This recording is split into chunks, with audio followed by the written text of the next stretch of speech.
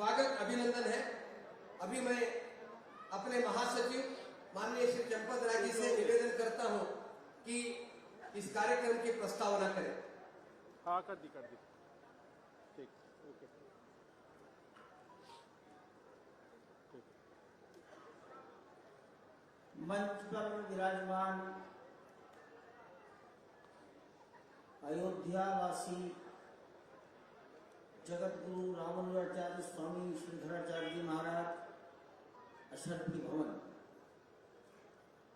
तोताद्री मठ जगत गुरु रामानुजाचार्य स्वामी अनंताचार्य जी महाराज,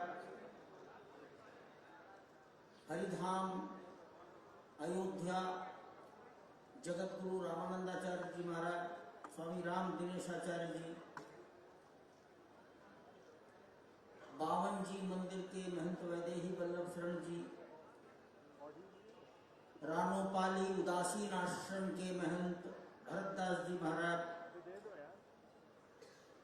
गुरुद्वारा ब्रह्मकुंड जो सरयू के तट पर है और जहां कभी गुरु नानक देव जी, गुरु तेग बहादुर जी और अपनी बाल्यावस्था में गुरु गोविंद सिंह जी भी आए, ऐसे ब्रह्मकुंड गुरुद्वारा के ज्ञानी गुरजीत सिंह जी,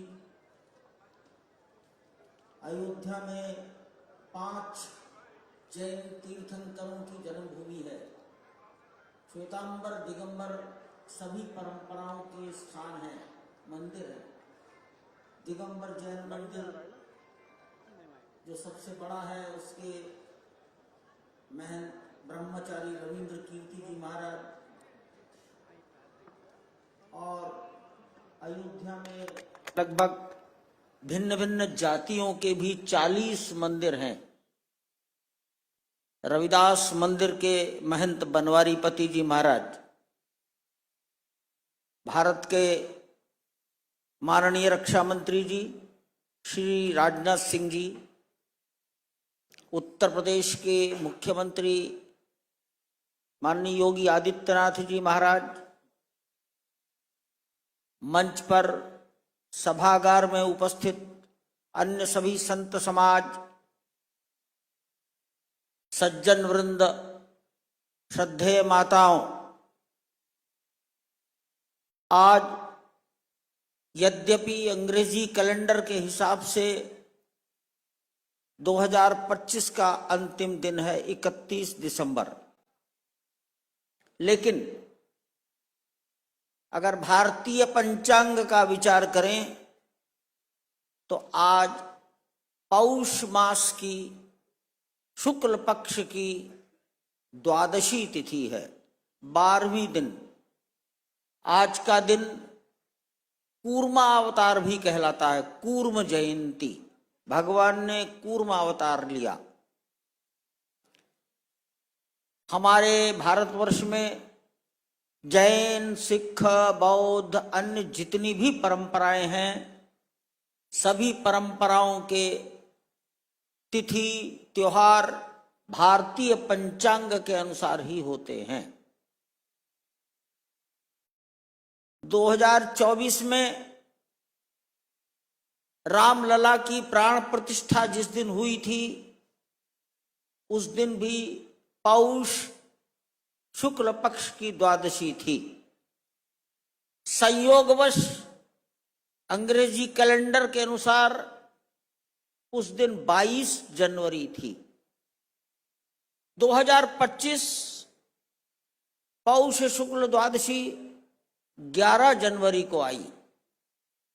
2026 इसकी पौष शुक्ल द्वादशी भगवान की प्रतिष्ठा का दूसरा वर्ष, द्वितीय पाटोत्सव जब देखा गया तो वो 31 दिसंबर मिला। इसलिए आज का दिन राम जन्मभूमि मंदिर के इतिहास में राम लला, चाइल्ड राम, बालक राम की प्राण प्रतिष्ठा का दूसरा वर्ष है, दूसरी वर्षगांठ है। हम इस दिन को विशेष रूप से कुछ न कुछ आयोजन करते हैं। पिछले वर्ष भी किया था, इस वर्ष भी 5 दिवसीय आयोजन हमारे ट्रस्टी कर्नाटक का उडुपी कृष्ण मठ, उसका पेजावर मठ, वहां के जगत गुरु मध्वाचार्य जी 5 दिन से यहाँ पूजन कर रहे थे। आज वो पूजन पूर्ण हुआ। अयोध्या के ही जगत गुरु रामानंदाचार्य रामदिनेशाचार्य जी महाराज भगवान राम का गुणगान कथा के माध्यम से कर रहे थे। अभी वो और 2 दिन चलेगा। कानपुर की एक टोली रामचरितमानस का 5 दिवसीय पारायण संगीत के साथ कर रही है। प्रतिदिन 6 घंटे पारायण होता है, वो भी 2 तारीख को पूरा होगा। अनेक गायक वादक जिनको भगवान ने उस क्षेत्र की विशेष प्रतिभा दी है, वो अपने गायन और वादन से भगवान को प्रसन्न कर रहे हैं। कल जो बीत गया, छत्तीसगढ़ में बिलासपुर में गुरु घासीदास विश्वविद्यालय की टोली ने राम कथा का मंचन किया। ऐसे ये आयोजन इस पाटोत्सव पर हम करते हैं। हमारी इच्छा थी कि भारत के माननीय रक्षा मंत्री जी श्री राजनाथ सिंह जी किसी प्रसंग पर यहां आए। आज का दिन हमने उपयुक्त माना। यहां एक काम आज और हुआ। 25 नवंबर को रामलला के मुख्य शिखर पर ध्वजारोहण हुआ था।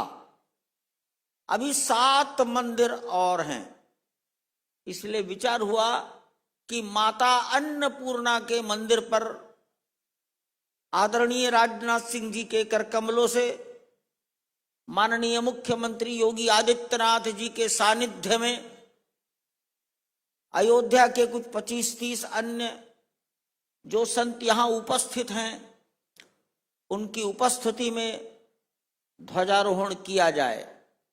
आज वो ध्वजारोहण माननीय रक्षा मंत्री जी के कर कमलों से संपन्न हुआ है। अभी 6 मंदिरों में क्रमानुसार एक एक करके उचित समय पर वो ध्वजारोहण किए जाएंगे। ये मंदिर भगवान की जन्मभूमि का है।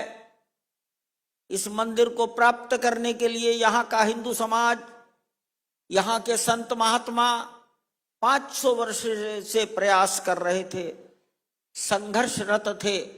जब जैसी परिस्थिति पैदा हुई वैसा कार्य हुआ। पिछले 40 साल के निरंतर प्रयत्नों से ये परिस्थितियां पैदा हुई कि देश की सर्वोच्च न्यायपालिका ने इस स्थान को भगवान को समर्पित कर देने का निर्णय दिया और लगभग 70 एकड़ का ये मैदान भगवान को समर्पित हो गया। इसका प्रबंधन करने के लिए भारत सरकार ने ट्रस्ट बनाया। ये मंदिर प्रारंभ से विचार आया सभी प्रकार के प्राकृतिक आक्रमण सहने के बावजूद भी 1000 साल तक खड़ा रहे। भूकंप, अतिवृष्टि, सरयू नदी का कोई जल प्रलय हो गई, मार्ग बदल गया, जमीन की नमी पत्थर ने सोख ली और पत्थर गीला हो गया, लोहे से बिल्डिंग की आयु घटकर 100 साल रह जाती है तो लोहा भी नहीं, कंक्रीट में सीमेंट की आयु 150 साल होती है, इसलिए जमीन के ऊपर कंक्रीट भी नहीं। ऐसी सब सावधानियां रखी गई हैं। इस मंदिर के निर्माण में आईआईटी दिल्ली के सेवानिवृत्त डायरेक्टर, आईआईटी गुवाहाटी के वर्किंग डायरेक्टर, एनआईटी सूरत के working director, IIT Delhi, IIT Madras, IIT Bombay के स्ट्रक्चर इंजीनियर के professors, central building research institute के डायरेक्टर और इंजीनियर्स, नेशनल जियो रिसर्च इंस्टीट्यूट हैदराबाद के टीम डायरेक्टर्स, एक अवसर आया तो आईआईटी कानपुर के प्रोफेसर्स, इन सब के सामूहिक चिंतन, सामूहिक विवेक, कलेक्टिव विजडम का ये परिणाम ये मंदिर है।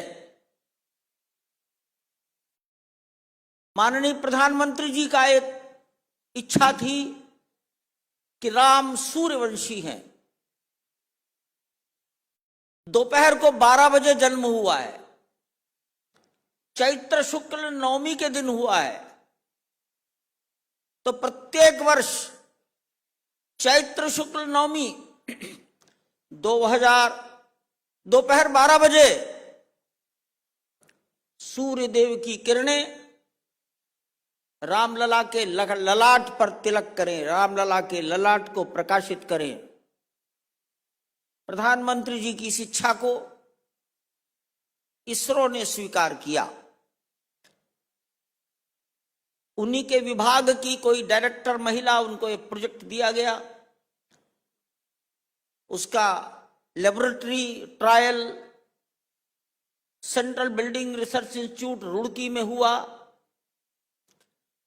बाद में वो प्रयोग सफल हो गया तो बंगलौर की ऑप्टिका नाम की संस्था ने उसको बनाया, यहां उसको लगाया। प्रतिवर्ष रामनवमी के दिन 4 मिनट के लिए सूर्यदेव की किरणें रामलला के ललाट को प्रकाशित करती हैं। 27 मार्च को रामनवमी है। आगामी 27 मार्च को दोपहर 12 बजे अपने घर में, टेलीविजन पर, मोबाइल पर इस सूर्य तिलक का दर्शन आप कर सकते हैं।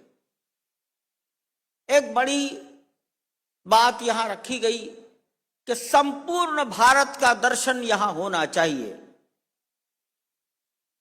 दक्षिण भारत में मंदिर के चारों ओर एक परकोटा बनाया जाता है, प्राकार,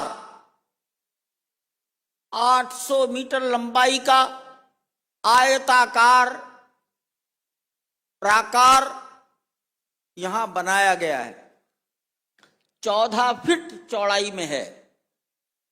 अत्यधिक भीड़ का नियंत्रण करने में उसकी बहुत बड़ी भूमिका होगी। आद्य जगतगुरु शंकराचार्य जी महाराज ने विचार दिया था पंचायतन पूजा, 5 देवताओं की सामूहिक पूजा। राम विष्णु के अवतार हैं, राम यहां के मुख्य देवता हैं, राम प्रिजाइडिंग डिटी हैं। इस आयताकार परकोटा के 4 कोनों पर पंचायतन के अनुसार एक कोने पर सूर्यदेव, दूसरे कोने पर माता भगवती, तीसरे कोने पर शंकर जी शिवलिंग और चौथे कोने पर गणेश जी का मंदिर बनाया गया है। आयताकार की 2 भुजाएं लंबी थी, एक भुजा में माता अन्नपूर्णा, दूसरी भुजा में हनुमान जी का मंदिर बनाया है। आज माननीय राजनाथ सिंह जी ने अन्नपूर्णा माता के दर्शन किए हैं, अन्नपूर्णा मंदिर के शिखर पर ध्वजारोहण भी किया है। एक विचार 1992 में आया था कि लक्ष्मण जी ने राम जी की वनवास में सेवा रक्षा की है, एक उनको भी मंदिर बने। एक वास्तु शास्त्री ने कहा था, लोकेशन बताई थी, वो लोकेशन सुरक्षित रखी गई थी। उसी स्थान पर लक्ष्मण जी का मंदिर बनाया है। लक्ष्मण शेष नाग के अवतार हैं, इसलिए मंदिर का नाम है शेषावतार। राम को राम किसने बनाया? तो राम को राम बनाया महर्षि विश्वामित्र ने, महर्षि वशिष्ठ ने। युद्ध का विजय मंत्र किसने दिया? तो महर्षि अगस्त्य ने दिया। राम को यंत्र शस्त्र दिए, महर्षि अगस्त्य ने दिए। राम का जीवन समाज के सामने किसने सबसे पहले प्रस्तुत किया? तो प्रथम कवि महर्षि वाल्मीकि ने चारों महर्षियों के नाम पर एक एक मंदिर की रचना यहां की गई है। राम ने गंगा पार की है श्रृंगबेरपुर में, अयोध्या से 180 किलोमीटर दूर। निषाद राज नाव लेकर आए हैं। निषाद राज ने राम को अपनी शर्तों पर गंगा पार कराई है। एक मंदिर निषाद राज के लिए बना है। अपने गुरु की आज्ञा से एक वनवासी महिला राम की प्रतीक्षा में बैठी है, बूढ़ी हो गई। उस माता शबरी को भी एक मंदिर दिया गया है। भगवान के चरणों से स्पर्श होकर एक शिला उसमें से प्राकट्य हो गया, जीवंत हो गई एक नारी, गौतम ऋषि की पत्नी अहल्या। एक मंदिर बनाया गया है। भगवान राम के लिए अपनी अंतःकरण की प्रेरणा से बिना किसी दूसरे के कहे आकाश में ही रावण से जो भिड़ गया और परकट गए, गिर गया। प्राण तभी निकले जब राम आ गए। राम को उसने सीता जी के जाने की दिशा बता दी। राम ने उस जटायु की गर्दन गोद में रखी, जलांजलि दी। उस प्रथम बलिदानी जटायु को भी यहां स्थापित किया गया है। एक अंतिम प्राणी, उसका नाम है गिलहरी। समुद्र पर पुल बन रहा है, वो भी बालू में लोटपोट होती है, समुद्र में डुबकी मारती है, पत्थरों के बीच के गैप को भर रही है, ऐसा कहा गया। एक स्थान गिलहरी को मिला है। उत्तर भारत में महात्मा तुलसीदास जी ने राम का जीवन लोक भाषा में, अवधी भाषा में, भोजपुरी भाषा में लिखा।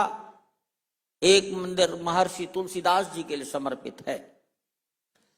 परकोटा में ऊर्ध्व दीवार, वर्टिकल वॉल्स, इस पर भारतीय परंपरा के लगभग 80 प्रसंगों को ब्रॉन्ज धातु में बनाकर लगाए गए हैं। कौन सा म्यूरल क्या बताता है, नीचे लिखा गया है। कोई भी उन चारों ओर घूमकर देख लेगा तो उसको भारत की तमाम सांस्कृतिक परंपरा का ज्ञान या जानकारी हो जाएगी। मंदिर के चारों ओर बाहर की दिशा में वर्टिकल दीवार पर भगवान राम के जीवन से, जन्म से लेकर राज्याभिषेक तक के 87 पत्थरों के 3D म्यूरल लगाए गए हैं। कोई भी परिक्रमा करके अगर प्रत्येक म्यूरल देखेगा तो राम का संपूर्ण जीवन उनकी जानकारी में आ जाएगा। इस मंदिर के निर्माण में यात्रियों की सुविधा का ध्यान रखा गया है। धूप, वर्षा, शीत से बचाव के लिए प्रवेश निकास दोनों मार्गों पर कैनोपी लगाई गई है। थकान हो जाएगी, बैठने का स्थान है, 1500 कुर्सियां हैं, एयर कंडीशनड है। प्राथमिक चिकित्सा, इमरजेंसी चिकित्सा, पानी, वॉशरूम, सब सुविधाएं यात्रियों को सभी प्रकार से निःशुल्क दी जाती है। व्हील चेयर है। पर्यावरण का विचार हुआ है। नगर निगम की जनता को कष्ट ना हो, विचार हुआ है। अर्थात सीवर नगर निगम से जोड़े नहीं गए, अंदर ही 2 सीवर के ट्रीटमेंट प्लांट की योजना बन गए हैं। पानी, उसको शुद्ध करने के वाटर ट्रीटमेंट प्लांट अंदर बनाए गए हैं। पानी जमीन से लिया गया है, 400 फीट गहराई से। जमीन का वाटर लेवल डाउन जाएगा। 70 एकड़ के परिसर में 30 स्थानों पर rain water recharge, rain water harvesting के सिस्टम लगाए गए हैं। प्रयास किया गया है किसी भी प्रकार से नगर निगम में निवास करने वाले समाज को कष्ट न हो, इतनी व्यवस्था की गई है। यहां लगभग 2 वर्षों से 22 जनवरी 24 के बाद मैं ऐसा मानता हूं 80,000 1 लाख श्रद्धालु प्रतिदिन दर्शन करते हैं। कुंभ मेला के काल में 40 दिन तक 4 लाख लोगों का औसत है प्रतिदिन आने का, लेकिन प्रबंधन दर्शन के लिए लाइन लगाकर अंदर जाना, इस सिस्टम का लाभ ये मिला कि कोई दुर्घटना शब्द यहां अभी तक नहीं हुई। यहां शब्द वो लागू ही नहीं हुआ। ये मंदिर, यहां बैठे हुए अधिकांश लोग, हमारे माननीय रक्षा मंत्री जी, माननीय मुख्यमंत्री जी संपूर्ण विषय से पूर्ण परिचित हैं। ये एक सामान्य मंदिर नहीं है, ये हिंदुस्तान के सम्मान का मंदिर है। इस स्थान पर मंदिर था, विदेशी आक्रांता ने तोड़ा। विदेशी आक्रांता के द्वारा किया गया कार्य समाज का, राष्ट्र का अपमान होता है। 500 साल के निरंतर प्रयत्नों के परिणाम स्वरूप उस अपमान का परिमार्जन हुआ है। इसी ये मंदिर, राम की जन्मभूमि पर बना मंदिर, ये हिंदुस्तान के गौरव का मंदिर है। इसके ऊपर चढ़ाई गई ध्वजा जैसे विश्व के अंदर भारतीय संस्कृति की ध्वजा चढ़ाई गई हो, ऐसा प्रतीत होता है। मैंने इस मंदिर के संबंध में कुछ भूमिका रखी है, अधिक समय हो गया, मुझे क्षमा किया जाए। मैं आप सबको आपके चरणों को प्रणाम करता हूं।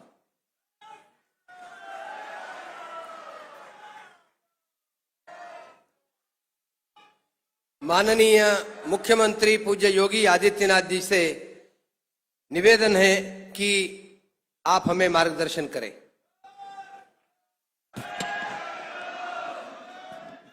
सियावर रामचंद्र भगवान की, सियावर रामचंद्र भगवान की, भारत माता की, भारत माता की, वंदे वंदे वंदे। श्री हनुमान जी महाराज की, नमः पार्वती पतिये हर हर।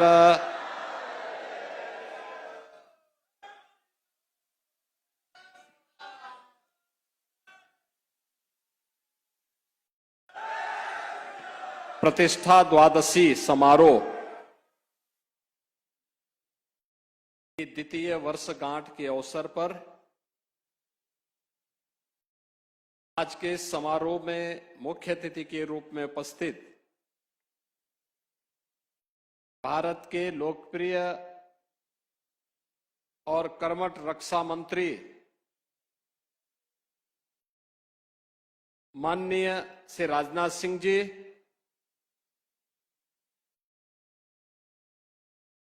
उत्तर प्रदेश सरकार में वरिष्ठ मंत्री और अयोध्या के प्रभारी मंत्री श्री सूर्य प्रताप शाही जी, मंच पर उपस्थित पूज्य संतजन जगतगुरु माधवाचार्य स्वामी विश्व प्रपन्ना तीर्थ जी महाराज, जगतगुरु रामानुजाचार्य स्वामी श्रीधराचार्य जी महाराज, जगतगुरु स्वामी राम दिनेशाचार्य जी महाराज, पूज्य स्वामी विदेही वल्लभ शरण जी महाराज,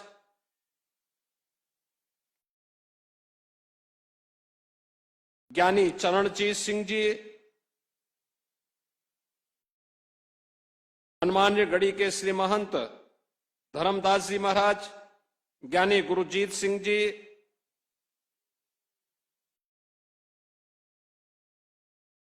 श्री राम जन्मभूमि तीर्थ क्षेत्र ट्रस्ट के महासचिव और जिनका उद्बोधन आपने अभी यहां पे सुना है, श्री चंपत राय जी, श्री राम जन्मभूमि मंदिर निर्माण समिति के अध्यक्ष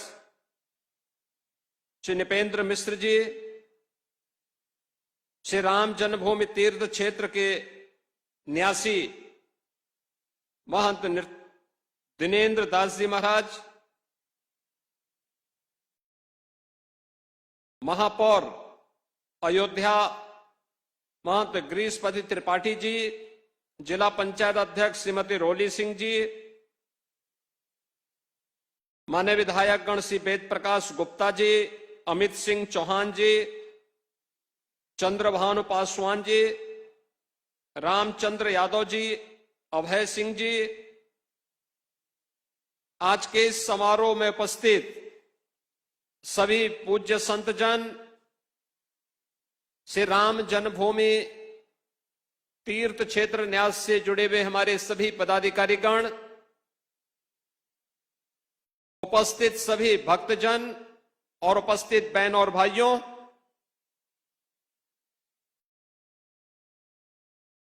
प्रतिष्ठा द्वादशी कि आज के इस आयोजन के अवसर पर मैं सबसे पहले देश के रक्षा मंत्री जी का इस पावन आयोजन के अवसर पर हृदय से स्वागत करता हूं, उनका अभिनंदन करता हूं।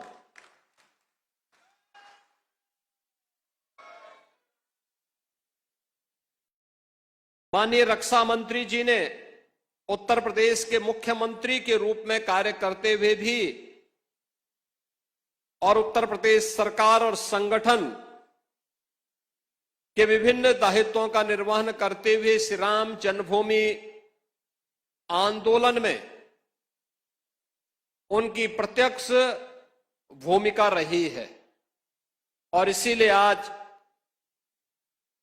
500 वर्षों के बाद श्री राम जन्मभूमि पर प्रभु रामलला का विराजमान होना, मंदिर का यह भव्य स्वरूप देख करके वह अत्यंत अभिभूत हैं, आनंद की अनुभूति कर रहे हैं, गौरव की अनुभूति कर रहे हैं। और चूंकि उन्होंने उस आंदोलन में सक्रिय भूमिका का निर्वहन किया, तो स्वाभाविक रूप से आज के इस समारोह में जब प्रतिष्ठा द्वादशी के इस अवसर पर माता अन्नपूर्णा के मंदिर में सनातन धर्म की ध्वजा का आरोहण का कार्य वह कर रहे थे, तो उन्हें मैंने अत्यंत भावुक होते हुए भी देखा है। मैं इस अवसर पर उनकी उपस्थिति के लिए उनका उत्तर प्रदेश सरकार की ओर से और उत्तर प्रदेश के वासियों की ओर से, उत्तर प्रदेश की जनता जनार्दन और सेवी राम भक्तों की ओर से हृदय से अभिनंदन करता हूं। बहन और भाइयों, स्वतंत्र भारत के बाद श्री राम जन्मभूमि आंदोलन के अनेक पड़ाव अयोध्या ने देखे हैं। अयोध्या जिसके नाम से ये एहसास होता है कि यहां कभी युद्ध नहीं हुआ, यानी कोई भी दुश्मन यहां के शौर्य से, यहां के वैभव से, यहां के पराक्रम के सामने कभी टिक नहीं पाया। लेकिन कुछ लोगों ने अपने निहित स्वार्थ से, मजहबी जनून और सत्ता की तुष्टीकरण की उस निकृष्टता में पड़ करके अयोध्या को भी उपद्रव और संघर्ष का एक अड्डा बना दिया था। वही अयोध्या पिछले 11 वर्ष के अंदर देश के यशस्वी प्रधानमंत्री आदरणीय श्री नरेंद्र मोदी जी के यशस्वी नेतृत्व में उन 3 महत्वपूर्ण घटनाओं को कभी विस्मृत नहीं कर सकता। याद करिए 5 अगस्त 2020, जब पहली बार स्वतंत्र भारत में देश का कोई प्रधानमंत्री स्वयं अयोध्या धाम में पधारे और उन्होंने अपने कर कमलों से 500 वर्षों के कलंक को पूरी तरह समाप्त करते हुए श्री राम जन्मभूमि के लिए मूर्ति भूमि पूजन के कार्यक्रम को संपन्न किया था।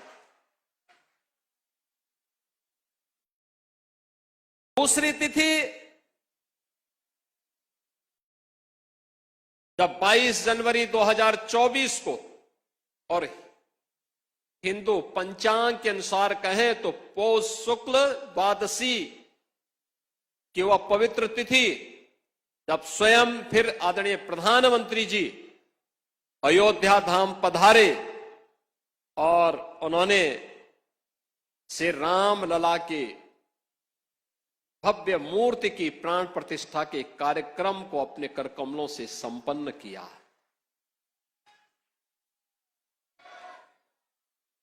तीसरा,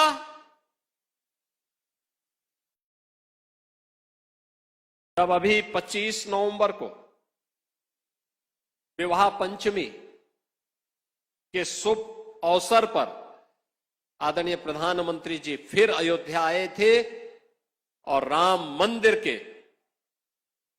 मुख्य शिखर पर उन्होंने सनातन धर्म की ध्वजा पताका को, भगवा ध्वजा को प्रतिष्ठित करके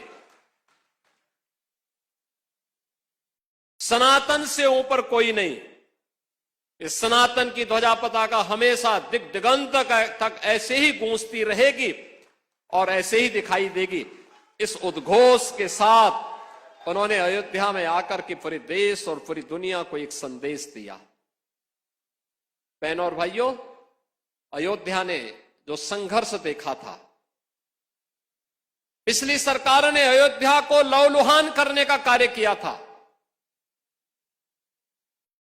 इस अयोध्या में कभी संघर्ष नहीं होते थे, उस अयोध्या को लहूलुहान करने वाले लोग, उस अयोध्या में जिनके शासन में आतंकी हमले होकर के अयोध्या को लहूलुहान करने का प्रयास हुआ था, लेकिन प्रभु की कृपा और बजरंगबली जहां की रक्षा स्वयं कर रहे हो, वहां तो भूत पिशाच से निकट नहीं आवे महावीर जब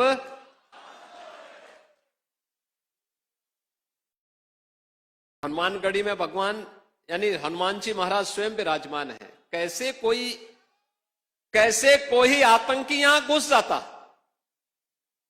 जैसे ही उन्होंने दुस्साहस किया था 2005 में, याद करिए कैसे पीएसी के जवानों ने ठक ठक ठक ठक करके वहीं पे उनको मार गिराया।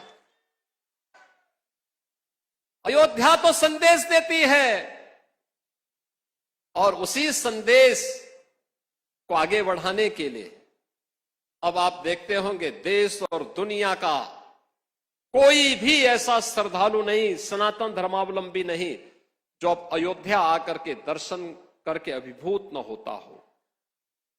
1 लाख एवरेज अगर हम लोग देखें, पिछले 5 वर्ष के अंदर 45 करोड़ से अधिक श्रद्धालु अयोध्या धाम में आया है। जहां पर पहले कुछ लाखों में लोग आते थे।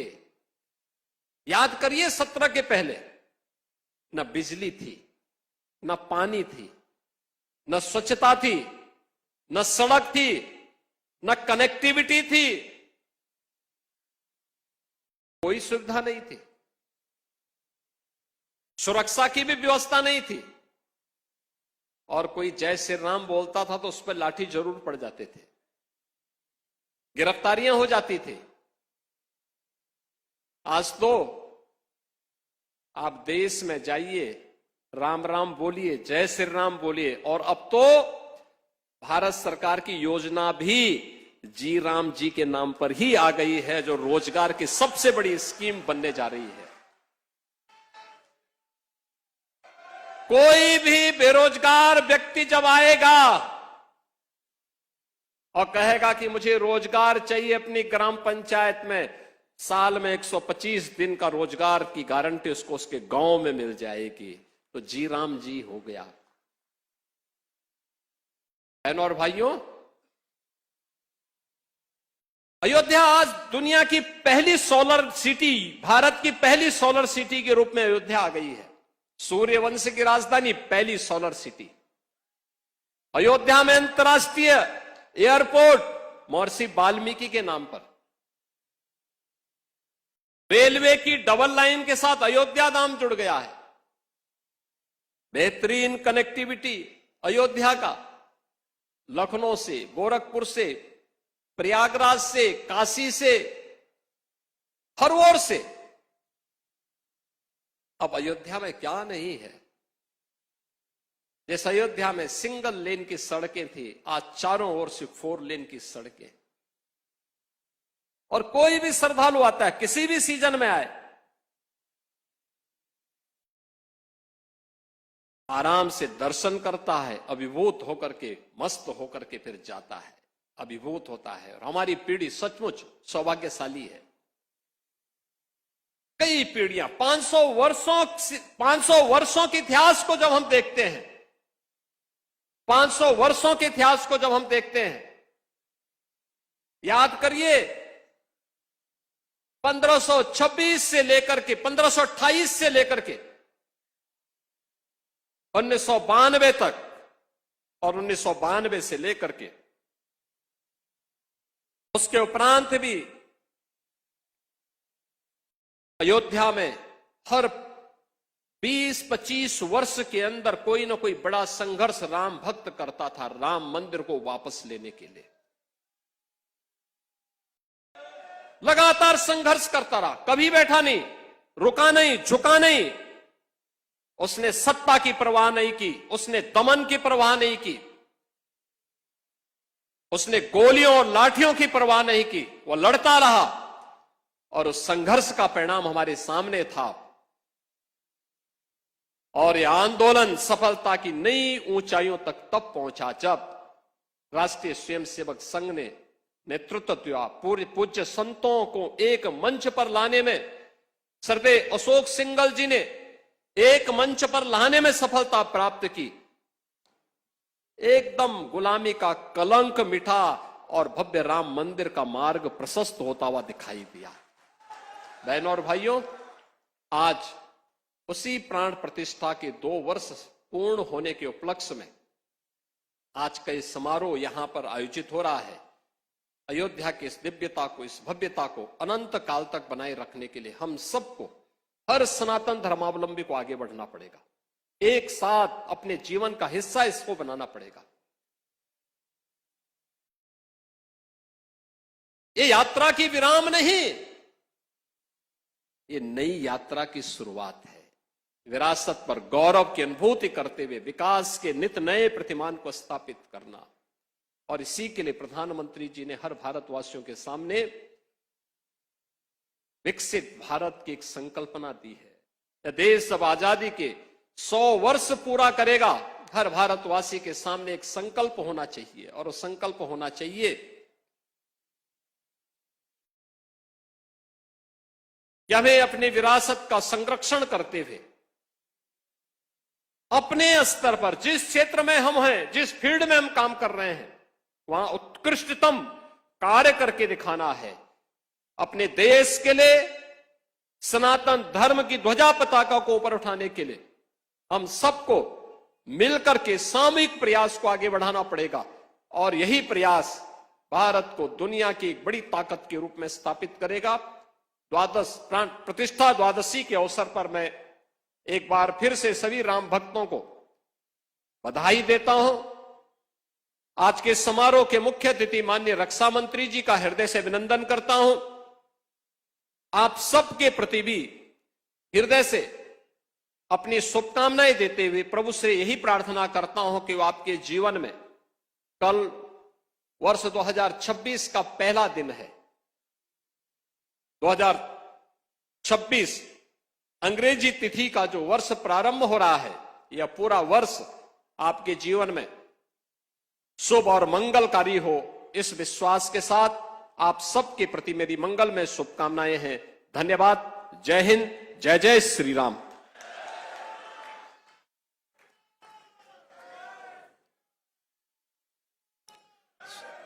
श्री राम जन्मभूमि तीर्थ क्षेत्र के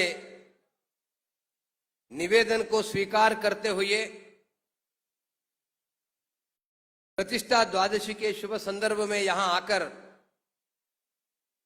पूजन, उसके बाद मां अन्नपूर्णा का मंदिर का शिखर ध्वजारोहण किए हुए माननीय श्री रक्षा मंत्री जी को निवेदन करता हूं कि अपना उद्बोधन प्रदान करें।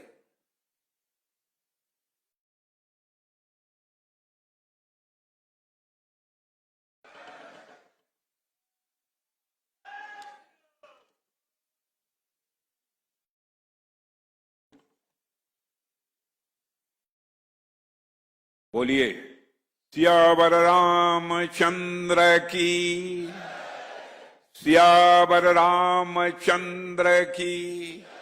बहुत बहुत धन्यवाद। हमारे उत्तर प्रदेश के कर्मठ एवं यशस्वी माननीय मुख्यमंत्री श्री योगी आदित्यनाथ जी और राम जन्मभूमि तीर्थ सेवा ट्रस्ट के अध्यक्ष जो मौजूद नहीं है, उनकी अनुपस्थिति में भी मैं उनके प्रति सम्मान के व्यक्त करता हूं। पूज्य नृत्य गोपाल दास जी महाराज, श्री राम जन्मभूमि तीर्थ क्षेत्र ट्रस्ट के महासचिव आदरणीय चंपत राय जी, श्री राम मंदिर निर्माण समिति के अध्यक्ष श्री नृपेंद्र जी मिश्र, श्री राम जन्मभूमि तीर्थ क्षेत्र ट्रस्ट के सदस्य डॉक्टर अनिल जी मिश्र, श्री देवेंद्र दास जी, जगत गुरु स्वामी विश्व प्रसन्न तीर्थ महाराज और यहाँ के प्रभारी मंत्री श्री सूर्य प्रताप जी शाही, महापौर श्री गिरीश पज्जी त्रिपाठी, जिला पंचायत अध्यक्ष श्रीमती रोली सिंह, हमारे सभी मंच पर बैठे पूज्य साधुगण, आदरणीय श्री राम शरणदास जी महाराज, आदरणीय श्री अनंत आचार्य जी महाराज, श्रीधराचार्य जी महाराज, श्री वैदेही वल्लभ शरण जी महाराज, श्री राम दिनेशाचार्य जी महाराज, श्री गौरी शंकर दास जी महाराज, श्री बनवारी पति महाराज जी, श्री भरत दास जी महाराज, ज्ञानी श्री चरणजीत सिंह जी, श्री प्रेम शंकर दास जी महाराज, श्री रविंद्र कीर्ति जी महाराज और मंच पर उपस्थित हमारे सभी प्रतिनिधिगण, विधायकगण और यहाँ मौजूद सभी भगवान राम के भक्तगण, सबसे पहले तो मैं आभार व्यक्त करना चाहता हूं श्री चंपत राय जी के प्रति। इस परिसर में जो निर्माण कार्य चल रहा है, उस निर्माण कार्य के बारे में उन्होंने बहुत ही विस्तृत जानकारी दी है। मैं इस सच्चाई को आप सबके समक्ष स्वीकार करना चाहता हूं कि अभी तक इतनी विस्तृत जानकारी मुझे नहीं थी और बहुत ही अच्छा उनका प्रस्तुतिकरण रहा है। और हमारे उत्तर प्रदेश के मुख्यमंत्री योगी जी के बारे में तो कुछ कहना ही नहीं है। उन्होंने अपने उद्बोधन के माध्यम से जिन लोगों को थोड़ी बहुत नींद भी आती रही होगी, उन्हें जगा दिया है। देवियों और सज्जनों, आज प्रतिष्ठा द्वादशी के इस पुनीत अवसर पर आप सभी पूज्य संतों, पूज्य मनीषियों और भगवान श्री राम के हृदय में निवास करने वाले अवधवासियों तथा मेरे देश के समस्त नागरिकों को भारत के धार्मिक पुनरुत्थान के केंद्र श्री अयोध्या धाम से मेरा सादर जय श्री राम। बहनों और भाइयों, आज इस पावन भूमि पर आकर सचमुच मैं बहुत ही भावुक हूं और अभिभूत हूं। मुझे कहना हो तो एक वाक्य में यही कह सकता हूं, नाथ आज मैं काह न पावा। हे परमात्मा, जो मुझे मिलना चाहिए था जीवन में, मैं समझता हूं कि आज यह दर्शन करने के बाद मुझे अपने जीवन में मिल गया है। आज मुझे क्या नहीं मिल गया, यह दिन पाकर मैं मानता हूं कि सब कुछ मुझे मिल गया। ऐसा लग रहा है जैसे मेरे राघवेंद्र सरकार ने स्वयं इस दिन के लिए मुझे चुना था, इसलिए मुझे यहां आने का अवसर प्राप्त हुआ है।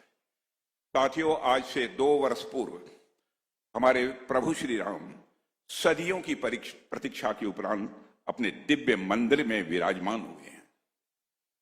अपनी अद्भुत और तेजस्वी छवि के साथ वे आज केवल अयोध्या ही नहीं, अपितु संपूर्ण विश्व को वह कीर्ति प्रदान कर रहे हैं। उस कीर्ति की विशालता को समझने और शब्दों में बांधने का सामर्थ्य मुझे जैसे व्यक्ति में तो नहीं है, परंतु प्रभु की कृपा से आज मैं आप सबके समक्ष यहां पर खड़ा हूं और मुझे लगता है कि आज का दिन मेरे जीवन के सौभाग्यशाली दिनों में से एक है। देवियों और सज्जनों, आज हनुमानगढ़ी में विराजमान श्री हनुमंत जी महाराज, मैं मानता हूं उल्लास से वह परिपूर्ण है। जैसे अपने प्रभु को पुनः वैभव के साथ सिंहासन पर आसीन देखकर उनका हृदय कृतार्थ हो उठा हो। कनक भवन में कनक बिहारी जी आह्लादित हैं। दशरथ महल में चक्रवर्ती महाराज दशरथ अपनी तीनों रानियों के साथ संतोष और गौरव से वह निहाल हैं। आज पतित पावनी माता शरयू अपनी लहरों में वात्सल्य भरकर वह बह रही हैं, जैसे अपने लाडले पुत्र का अभिषेक स्वयं अपने आंचल से वह कर रही हो। देवियों और सज्जनों, आज अयोध्या की हर गली, हर चौक, हर द्वार, हर श्वास राममय होकर आनंदित है। जिस समय मैं योगी जी के साथ दर्शन करने जा रहा था, अयोध्या की सड़कों पर जो मैंने दृश्य देखा, देवियों सज्जनों, कभी भी जीवन में मैं यह कल्पना भी नहीं कर सकता। और मैं मानता हूं कि यह आनंद केवल अयोध्या तक ही सीमित नहीं है। आज पूरा अवध क्षेत्र, आज संपूर्ण भारतवर्ष और आज विश्व का प्रत्येक वह हृदय जो राम को जानता है, राम को मानता है, राम को जीता है, सब एक साथ इस समय आह्लादित हैं। सभी एक साथ पूरी तरह से वो प्रसन्न हैं। देवियों और सज्जनों, आज का दिन हम सभी के लिए अत्यंत, मैं मानता हूं कि गौरव का क्षण है। और वह ऐतिहासिक क्षण जब भगवान श्री रामचंद्र ने स्वयं अवध की धरती पर पुनः अपने भक्तों को दर्शन देने का समय निश्चित किया था, उसके 2 वर्ष पूरे हो गए हैं। और यही वही अयोध्या है, यह वही भूमि है जो वर्षों तक रक्त रंजित रही है, जिसने अपने राम के लिए, अपने राजा के लिए, अपने आराध्य के लिए असहनीय प्रतीक्षा की है,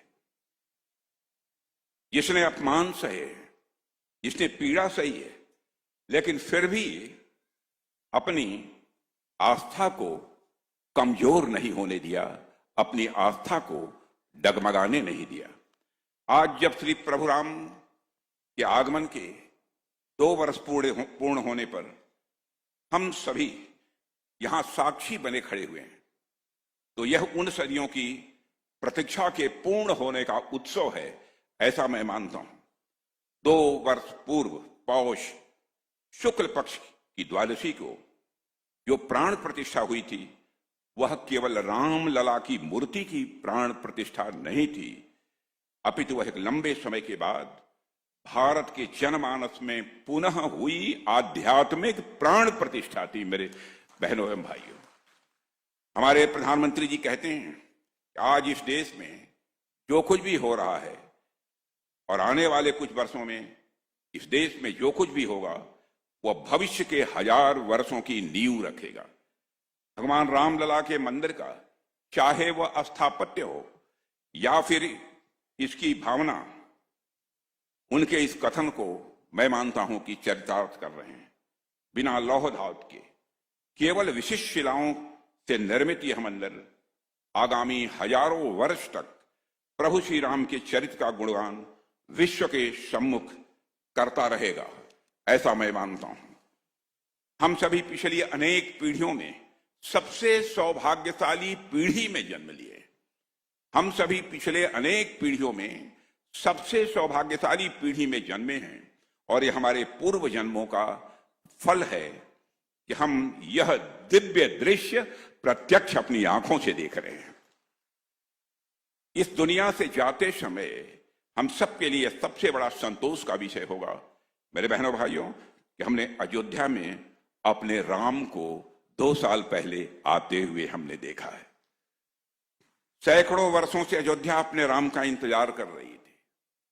न जाने कितनी आंखें अपने प्रभु का इंतजार करते हुए पथरा गई थी, लेकिन हमारी आंखों ने वह दृश्य देखा, हमारे बच्चों ने वह दृश्य देखा। भगवान राम के प्राण प्रतिष्ठा का वह दृश्य इतना सुंदर था कि हमारे आने वाली पीढ़ियां हमारी आंखों में झांक कर वह दृश्य देखेंगी और खुद को वह भाग्यशाली समझेंगी। देखने वालों की आंखों में झांक कर आने वाली पीढ़ियां देखेंगी भगवान राम को और वह अपने को भाग्यशाली समझेंगी। मैं कई बार सोचता हूं कि राम मंदिर का जो आंदोलन रहा है, उस आंदोलन के बारे में न जाने क्या क्या कहा गया, क्या क्या बातें प्रचारित की गई, जबकि मुझे ऐसा लगता है कि राम मंदिर आंदोलन दुनिया के सबसे ग्रैंड नैरेटिव में से एक है। मैं इसको ग्रैंड नैरेटिव इसलिए कह रहा हूं क्योंकि भूगोल, ज्योग्राफी और टाइम, भूगोल और समय दोनों के हिसाब से राम मंदिर आंदोलन दुनिया का सबसे बड़ा आंदोलन रहा है, सबसे बड़ा आंदोलन रहा है। भूगोल के हिसाब से यदि आप देखें तो Bharat, Pakistan, Afghanistan, Sri Lanka, Nepal, Indonesia, Vietnam, Thailand और ऐसे अनेक देश हैं जहां हिंदुओं के अलावा भी कई ऐसे समुदाय हैं जो भगवान राम को पूजते हैं, जो जन्मभूमि पर मंदिर बनते देखना चाहते थे। इतनी बड़ी ज्योग्राफी, इतना बड़ा भूगोल किसी एक आराध्य के लिए बहुत ही कम देखने को मिलता है। और ज्योग्राफी के अलावा टाइम के हिसाब से भी आप देख लीजिए, दुनिया के किसी भी हिस्से में किसी समुदाय ने अहिंसक तरीके से लगातार 500 वर्षों तक अपने ही आराध्य की जन्मभूमि पर उनके भव्य मंदिर का निर्माण का इंतजार शायद ही किसी ने किया हो। इसलिए ज्योग्राफी और टाइम दोनों ही मामलों में आप देखें तो राम मंदिर आंदोलन से बड़ा ग्रैंड नैरेटिव आपको दुनिया में कोई दूसरा देखने को नहीं मिलेगा। हम उस ग्रैंड नैरेटिव की सफलता की भी उत्सव मना रहे हैं, मैं ऐसा मानता हूं। और वह नैरेटिव इतना सफल हुआ कि न सिर्फ राम अपने मंदिर में आए, बल्कि आज उस मंदिर पर धर्म की ध्वजा लहरा रही है। कितने ही विदेशी आक्रांता इस देश आए, सबने सनातन के इस केसरिया ध्वज को गिराने की चेष्टा हमेशा की, लेकिन अब राम मंदिर के शिखर पर जब यह केसरिया ध्वज, देवी और सज्जनों, आज लहरा रहा है, तो इस ध्वज से टकराने वाली हवाएं दुनिया भर में जाकर यह संदेश देंगी कि हमारी ओर गौर से देखो। दुनिया भर में जो भी इस ध्वज से हवाएं टकराएंगी, दुनिया भर में जाकर यह संदेश देंगी, हमारी ओर ध्यान से देखो, हमारी ओर गौर से देखो। हम वही सभ्यता हैं जिसे मिटाने के लिए न जाने कितने आक्रांता आए। आज उन आक्रांताओं के कहीं अवशेष भी नहीं बचे हैं और हमारे ध्वज समंदर पार भी गगन से इस समय बातें कर रहे हैं। देवियों सज्जनों, जब हम भगवान श्री राम के चरित्र को पढ़ते हैं, रामायण से रामचरितमानस या राम कथा के अन्य प्रसंगों को हम समझते हैं, तो एक बात बार बार सामने आती है कि जब जब इस धरती पर ऋषियों ने यज्ञ करने का संकल्प लिया, तपस्या का मार्ग चुना, धर्म की स्थापना का उन्होंने प्रयास किया, तब तब कुछ आसुरी शक्तियां आईं और उस यज्ञ को भंग करने का उन्होंने प्रयास किया। यही इतिहास है, यही सत्य भी है, और वैसा ही दृश्य हमने अपने जीवन काल में भी देखा है। जब रथ यात्रा शुरू हुई और अयोध्या से लेकर पूरे भारत के संत, महंत, वैरागी और कार सेवक एक स्वर में खड़े हुए, तब उन पर भी वही आसुरी शक्तियां टूट पड़ी थी। मैं खुद भी उन तमाम घटनाओं का साक्षी रहा हूं, और मैं अपने को भाग्यशाली मानता हूं कि जिस समय ढांचा यहां गिरा था, उसके बाद पहला जो सत्याग्रह का आंदोलन प्रारंभ हुआ था, उसमें युवा मोर्चे का मैं राष्ट्रीय अध्यक्ष था। एक संत के साथ मुझे भी नेतृत्व करने का अवसर प्राप्त हुआ था।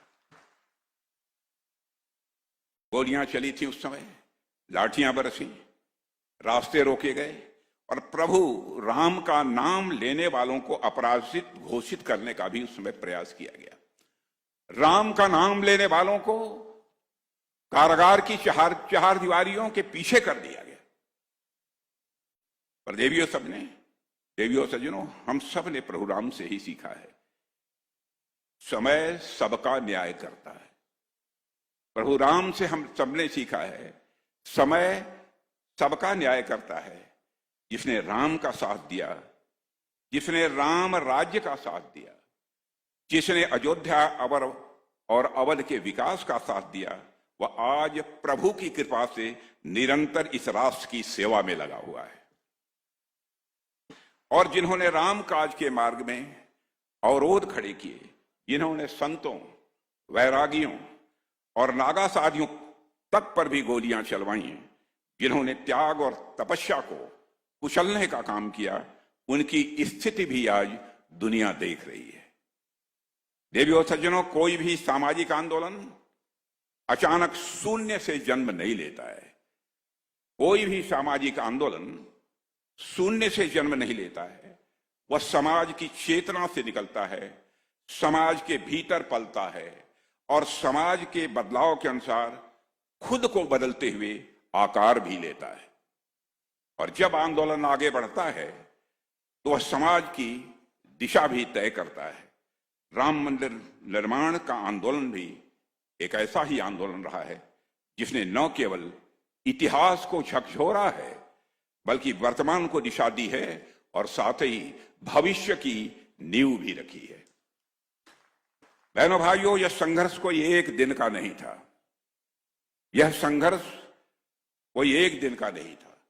यह 5 शताब्दियों से अधिक समय तक चला हुआ धैर्य, तपस्या और आस्था का यह संघर्ष था। लेकिन मुझे याद आता है कि जिस तीव्रता, जिस चेतना और जिस व्यापक जन जागरण के साथ यह आंदोलन 90 के दशक में सबके सामने आया, उसने पूरे राष्ट्र को ही पूरी तरह से आंदोलित कर दिया था। हम सबने भगवान राम के मंदिर के लिए चले उस आंदोलन को अपनी आंखों से देखा है, और मैं कहना चाहता हूं कि देखा ही नहीं है, बल्कि उस आंदोलन को हम लोगों ने जिया भी है। संयोग देखिए कि वही 90 का दशक भारत के लिए एक परिवर्तन का दशक भी बना। आर्थिक मोर्चे पर देश ने नए रास्ते खोले। निजीकरण, उदारीकरण और वैश्वीकरण की प्रक्रिया प्रारंभ हुई। सामाजिक स्तर पर वंचितों, शोषितों, पिछड़ों और मातृशक्ति के स्वाभिमान की नई आवाज इसी हिंदुस्तान की धरती पर सुनाई देने लगी। मैं यह नहीं कहता कि यह सारे परिवर्तन केवल मंदिर आंदोलन के कारण हुए, लेकिन इतना मैं अवश्य कह सकता हूं कि जब भी समाज जागता है तो उसका असर हर क्षेत्र पर पड़ता है। कोई क्षेत्र समाज जीवन का अछूता नहीं रह जाता है। चेतना कभी एक दिशा में नहीं बहती, वह पूरे समाज को अपने साथ बहा ले जाती है। वही चेतना हमें आज भी समस्त भारत में इस समय दिखाई दे रही है। आज डबल इंजन सरकार के सशक्त नेतृत्व में अयोध्या अभूतपूर्व परिवर्तन का यह साक्षी बन रही है। हमारे प्रधानमंत्री जी की दूरदर्शी सोच के अनुरूप आस्था, संस्कृति और इतिहास को संजोते हुए यहां विश्व स्तरीय आधारभूत संरचना का निर्माण हो रहा है।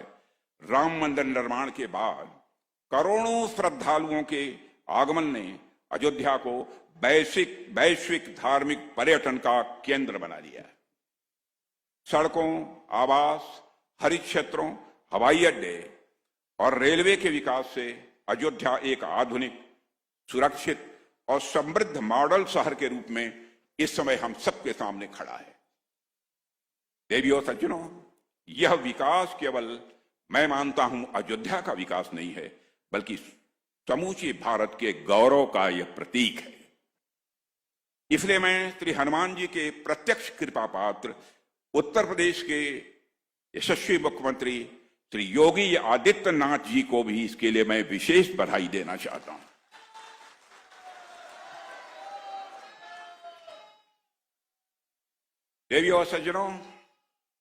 देवियों सज्जनों, भारतीय परंपरा में धर्म को किसी संकीर्ण आस्था या कर्मकांड तक सीमित नहीं किया गया है।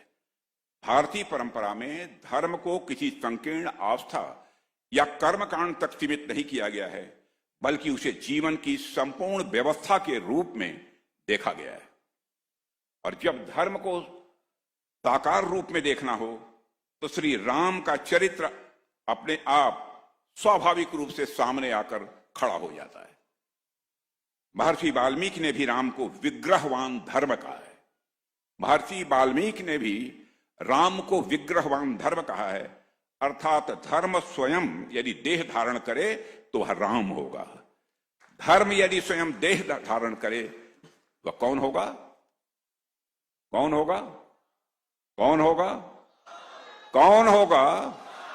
कौन होगा? कौन होगा? देवियों सज्जनों, कर्तव्य परायणता के कोई साक्षात स्वरूप हैं तो वह हैं हमारे राम। कर्तव्य परायणता के कोई साक्षात स्वरूप हैं तो वह हैं हमारे राम। नीति के कोई साक्षात स्वरूप हैं तो वह हैं हमारे राम। मर्यादा के कोई साक्षात स्वरूप हैं तो वह हैं हमारे राम। और धर्म के कोई साक्षात स्वरूप हैं तो वह हैं हमारे राम। राम यानी सत्य, राम यानी संयम, राम यानी संकल्प, राम यानी अनुशासन, राम यानी संघर्ष।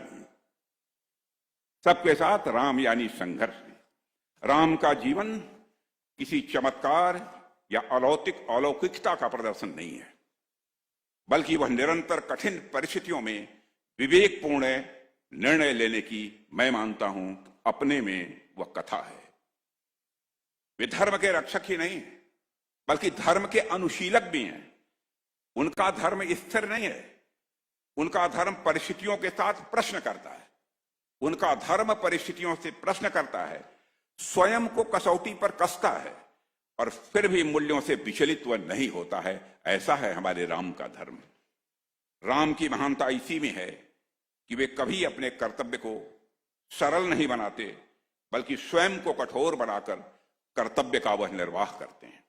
कहना मैं ये चाहता हूं, राम किसी कथा का विषय नहीं है, राम किसी ग्रंथ के अध्याय नहीं है।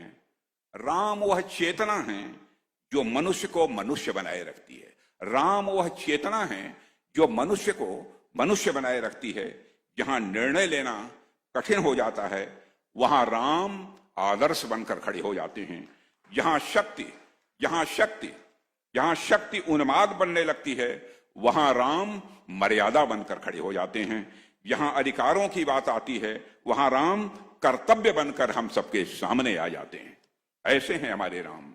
राम वहां है जहां मन स्वार्थ से ऊपर उठकर विवेक का हाथ थाम लेता है।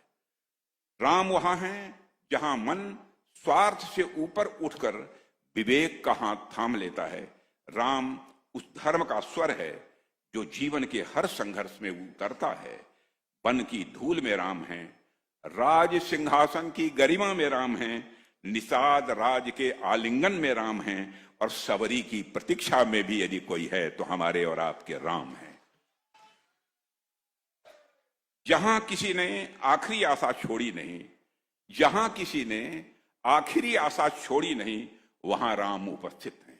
जहां किसी ने आखिरी आशा छोड़ी नहीं वहां राम उपस्थित हैं। और जहां किसी ने अन्याय सहकर भी अधर्म नहीं चुना, वही राम जीवित हैं। देवियों सज्जनों, जब हम लोग भगवान राम की मर्यादा पर चर्चा कर रहे हैं तो मैं उनकी मर्यादा का हम भारतीयों पर जो असर पड़ा है उस पर भी मैं आपका ध्यान दिलाना चाहूंगा। मैं हमेशा कहता हूं कि राम हमारी चेतना में बसे हैं। वे हमारी चेतना में ऐसे रचे बसे हैं कि उनकी मर्यादा अब हमारी पहचान बन गई है। भगवान राम हमारे इतिहास के सबसे महान योद्धाओं में से एक थे, लेकिन उतने महान होने के बावजूद उन्होंने युद्ध में भी एक किस्म की मर्यादा सदैव रखी है। ऐसे थे हमारे राम। राम शत्रु से युद्ध करते हुए भी अपनी मर्यादा नहीं लांघते हैं। राम शत्रु से युद्ध करते हुए भी अपनी मर्यादा नहीं लांघते हैं।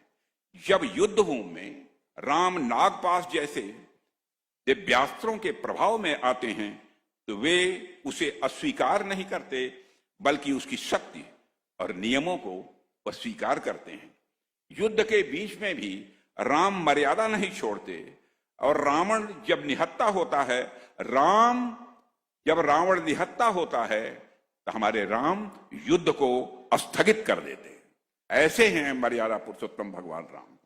राम जानते हैं कि मर्यादा टूटे, राम जानते हैं मर्यादा टूटे तो विजय भी पराजय बन जाती है। ऐसे हैं हमारे राम। देवियों सज्जनों, रक्षा मंत्री हूं इस देश का। ऑपरेशन सिंदूर की मैं जरूर चर्चा करना चाहूंगा।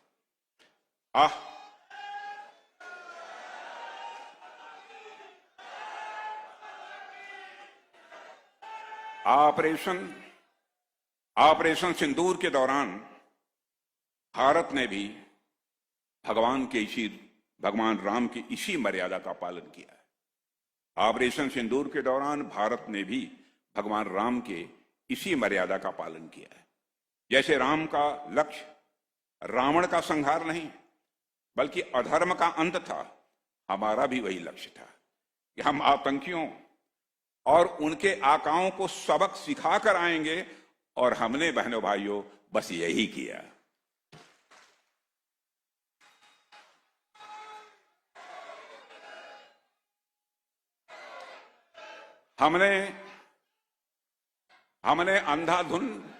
हमने अंधाधुन प्रतिक्रिया नहीं दी, बल्कि सीमित, नियंत्रित और उद्देश्यपूर्ण कार्रवाई की। सीमित, नियंत्रित और उद्देश्यपूर्ण हमने कार्रवाई की। राम की मर्यादा हमें सिखाती है कि युद्ध में भी मूल्य जीवित रहने चाहिए। युद्ध में भी मूल्य जीवित रहने चाहिए।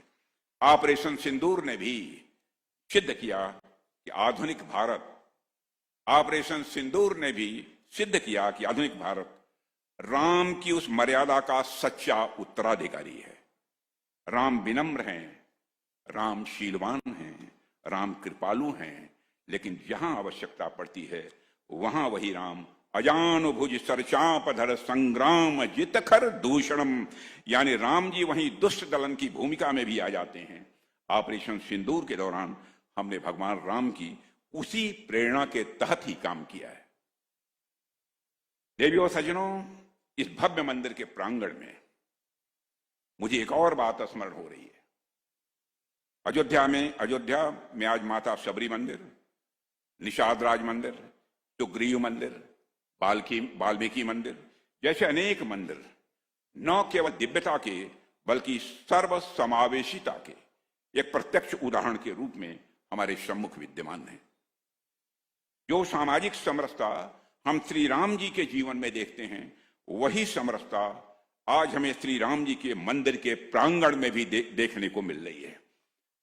मैं मंदिर निर्माण समिति जो हमारी है, राम जन्मभूमि जो तीर्थ क्षेत्र ट्रस्ट है, उन लोगों को इसके लिए मैं विशेष बधाई देना चाहता हूं, और उत्तर प्रदेश के योगी आदित्यनाथ जी को भी मैं विशेष रूप से बधाई देता हूं और इसके लिए उनकी प्रशंसा करता हूं। देवी और सज्जनों, इसके अलावा जहां भी प्रभु राम का जिक्र आता है वहां माता सीता का भी जिक्र स्वाभाविक रूप से आता ही है। आप लोग अवगत होंगे कि इस मंदिर के अतिरिक्त माता जानकी के जन्म स्थान सीतामढ़ी के पुनौरा धाम को भी भव्य बनाने के लिए हमारी सरकार लगातार प्रयासरत है और प्रधानमंत्री जी ने इसकी घोषणा की थी बिहार में जाकर, और स्वयं बराबर इसके निर्माण कार्य के बारे में हमारे प्रधानमंत्री जी पूछताछ करते ही रहते हैं। वैसे तो मेरी इच्छा है सरस्वती मेरी जिह्वा पर कृपा करें और मैं ऐसे ही घंटों तक प्रभु के बारे में बखान करता रहूं, बोलता रहूं, लेकिन जैसा कि गोस्वामी तुलसीदास जी ने लिखा है, करण चहूं रघुपुत गुण गाहा, करण चहूं रघुपति गुण गाहा, लघु मति मोरी चरित अवगाहा। यानी मैं श्री रघुनाथ जी के गुणों का वर्णन तो करना चाहता हूं, लेकिन एक तरफ तो उनका चरित्र इतना अथक है, अथाह है, और दूसरी तरफ मैं अपनी लघुमति से उनका क्या ही वर्णन कर पाऊंगा। भाव इतने विशाल हैं कि वाणी उनका भार नहीं उठा पाएगी, पर यही तो राम की विशेषता है, पर यही तो राम की विशेषता है। हर बार लगता है कि इतना कुछ कह दिया उनके बारे में, और फिर लगता है कभी कुछ भी नहीं कहा। इसलिए आज और कुछ न कहते हुए मैं अपनी आंखों से इन दृश्यों को और अपने मस्तिष्क में इन स्मृतियों को संजो ले जाना चाहता हूं। और मैं आप सभी पूज्य संत जो मंच पर बैठे हुए उनकी उपस्थिति में ईश्वर से यह मैं प्रार्थना करता हूं, यावत चंद्र दिवाकरो, यानी जब तक सृष्टि में सूर्य और चंद्र विराजमान रहें, युगों युगों तक इस मंदिर की धर्म ध्वजा यों ही लहराती रहे। मैं प्रभु श्री राम से प्रार्थना करता हूं, मैं प्रभु श्री राम से प्रार्थना करता हूं कि उनकी कृपा हम सब पर समान रूप से बरसे और वे सबका कल्याण करें, विश्व को वह शांति दें, मानवता को वह करुणा दें और समाज को मर्यादा का वह मार्ग दिखाएं। और इसी कामना के साथ आप सभी भक्तजनों और समस्त देशवासियों को इस दिव्य अवसर पर हृदय से नमन करते हुए मैं अपनी वाणी को विराम देता हूं। आप सबको बहुत बहुत धन्यवाद। बोलिए मर्यादा पुरुषोत्तम भगवान रामचंद्र की, सियावर रामचंद्र की, सियावर रामचंद्र की।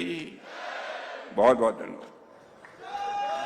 धन्यवाद समर्पण के लिए न्यासी डॉक्टर अनिल मिश्रा जी से निवेदन करता हूं। जय श्री राम, जय श्री राम। बंधु, प्रतिष्ठा द्वादशी के इस द्वितीय वर्ष के समारोह में अभी हम